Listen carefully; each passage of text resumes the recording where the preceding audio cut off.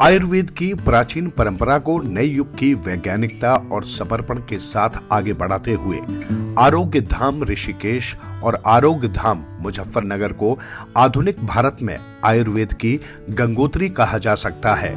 आज ये प्रतिष्ठान डॉक्टर राकेश अग्रवाल, डॉक्टर नीलम अग्रवाल, योगी डॉक्टर अमृतराज और डॉक्टर अर्जुन राज जैसे अनुभवी और योग्य चिकित्सकों के कुशल नेतृत्व में मानव स्वास्थ्य के क्षेत्र में क्रांतिकारी कार्य कर रहा है।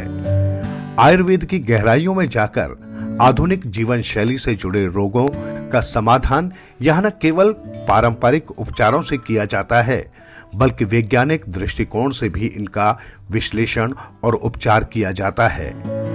आरोग्य धाम में न केवल भारत के कोने कोने से बल्कि विदेशों से भी लोग स्वास्थ्य लाभ प्राप्त करने के लिए आते हैं। ये संस्था सिर्फ चिकित्सा नहीं बल्कि इलनेस टू वेलनेस के संकल्प के साथ कार्य कर रही है।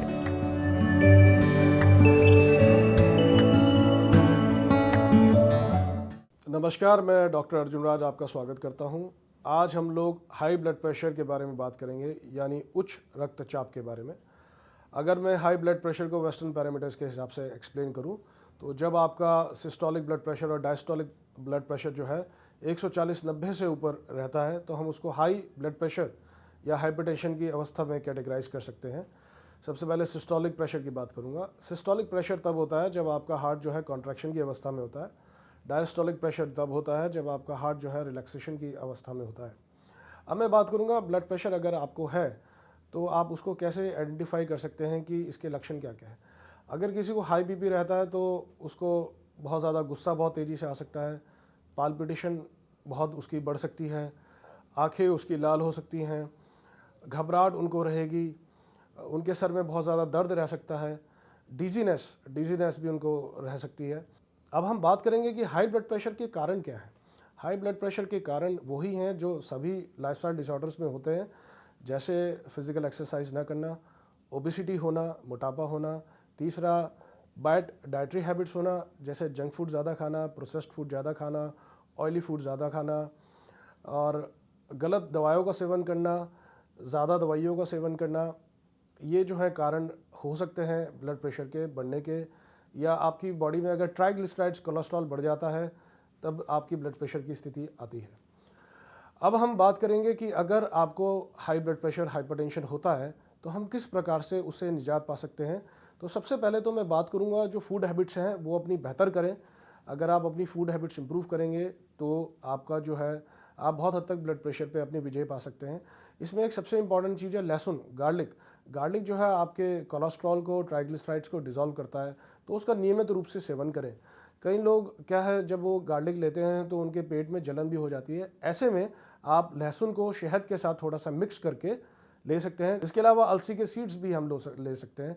अलसी के सीड जो हैं वो कार्डियोजेनिक हैं, वो बहुत ज़्यादा हेल्प करते हैं आपको ब्लड प्रेशर जैसी अवस्था से बचने के लिए। दूसरा मैं बात करूँगा लाइफस्टाइल के बारे में। जो लोग हाई प्रेशर जॉब में ज़्यादा रहते हैं, हाई प्रेशर सिचुएशन में ज़्यादा रहते हैं, बहुत ज़्यादा डायनेमिक होते हैं, या उनको बहुत ज़्यादा हाई प्रेशर सिचुएशन का सामना करता है, उन लोगों का भी बीपी जनरली बढ़ा रहता है। ऐसे में उनको रिकमेंडेशन करूँगा कि वो योगा करें, मेडिटेशन करें, तब भी आप अपना हाई ब्लड प्रेशर जो है लाइफस्टाइल के माध्यम से रोक सकते हैं। इसके अलावा जो अपनी नींद है वो पूरी लेने का प्रयास करें। अगर आयुर्वेद के बारे में बात करें तो शोधन और शमन चिकित्सा जैसे इसमें लेते हैं तो ब्लड प्रेशर में शिरोधारा बहुत ज़्यादा इंपॉर्टेंट है, क्योंकि वो आपको काम करने में मदद करता है, कूल और कंपोज रखता है। मेडिकेशन की बात करें तो उसमें नागफनी बहुत ज़्यादा हेल्पफुल है। नागफनी को आप पानी में या चाय की तरह उपयोग कर सकते हैं। अर्जुन की छाल एक तरीके से नेचुरल बीटा ब्लॉकर्स की तरह काम करती है, अर्जुन की छाल का भी आप इस्तेमाल कर सकते हैं। तीसरा जो है इसमें इंटेलेक्ट प्रोमोटिंग हर्ब्स का भी सहायता ले सकते हैं जो आपकी हेल्प करे।